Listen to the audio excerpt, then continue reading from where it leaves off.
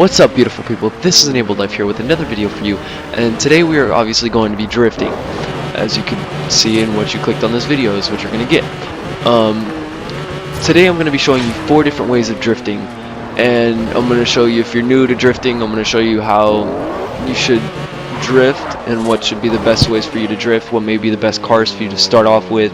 If you're intermediate, I can show you the best cars that you want to use, and if you're good and you know drifting and you've already been through the whole time that you've learned, then maybe there's a new drift that you haven't heard of, or if you know of them all, then that's even better.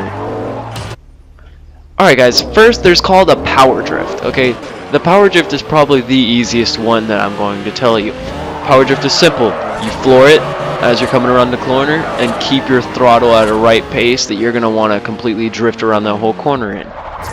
And by the way, what you're going to need is a car with manual with clutch. So if you don't know how to drive a manual with clutch, you're going to definitely want to go ahead and practice. It took me less than an hour to learn the ropes, how to power shift and everything, and if you don't know how to power shift, I'll put that in another video maybe. If not, then you can go ahead and search that up. It's not too hard to power shift. You're gonna need to learn how to completely shift. Shifting in a drift is gonna be really complicated, so you're gonna want to go ahead and start off. If you're coming into a drift, go ahead and try to come into it in second gear maybe, or low second gear. Alright guys, another thing that I recommend for beginners is called a feint drift. Okay, a feint drift is when you're driving, you turn the opposite direction, like as if I'm doing right now, and then you just turn the steering wheel the other way, and then you continue with your drift. Okay, so let's say I'm about to take this turn. I go wide, come in, and then I give it some gas, and I continue to drift.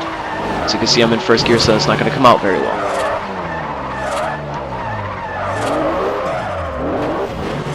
Okay.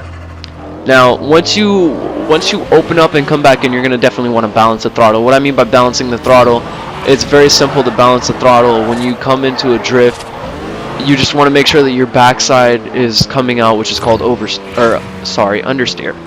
You're going to definitely want to make sure that your back tires are sliding from under you. If your back tires are not sliding from under you, your drift will not happen. Alright guys, the next beginner thing is called an e-brake drift. E-brake is very simple. You tap the e-brake as you're coming into a drift. Keep your car leveled after that. You want to make sure you stay into a nice steady understeer when you come into the drift, and make sure you do not hold your brake. I've seen this happen. I've actually helped a few people to drift in the past, and I've seen them do this, and it's like it will never work in your favor. I mean, if it's a tiny little drift, you're gonna have to hold it. Like if it's just a little tiny drift, like as if you're going around that little turn where I'm going right now, you're gonna want to hold it. Obviously, you don't have enough time to let go of it and slide into the drift. But if you're sliding into a drift like what I'm about to go into right now, this is gonna be a drift that you're not gonna be able to hold it the whole time. And if you click it too early like I did, then you're gonna spin out. If you click it too late, you're gonna slam into a wall a lot. And so make sure that you can have a steady understeer with all the drifts. Drifting is not the easiest sport.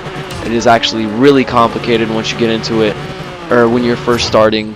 And once you start getting into more intermediate and hard drifts and stuff like competition drifting, which is a whole nother level, and it starts to get really seriously hard. Now, the main thing you want to keep is, when you're drifting, is keep a cool head. Many people, they like to get hot-headed, and that's when like you start freaking out and you start like getting really frustrated with the game. You start getting really frustrated with drifting. I did that at one point in my times while I was drifting. I was actually in a drift clan at one point, but then I got so mad from drifting that from competition drifting, because it was getting me really mad, and I gave up on drifting for a while, and then I got back into it. And so you just have to keep your head cool. Don't worry about if you spin out a bunch of times. It's fine. It's just another opportunity for a step forward in your completion, and when you complete it, you're gonna feel even that one step better. Alright guys, this is Enabled Life with a drift video for you. Thank you for watching. Please comment, subscribe, and like for more content in the coming future.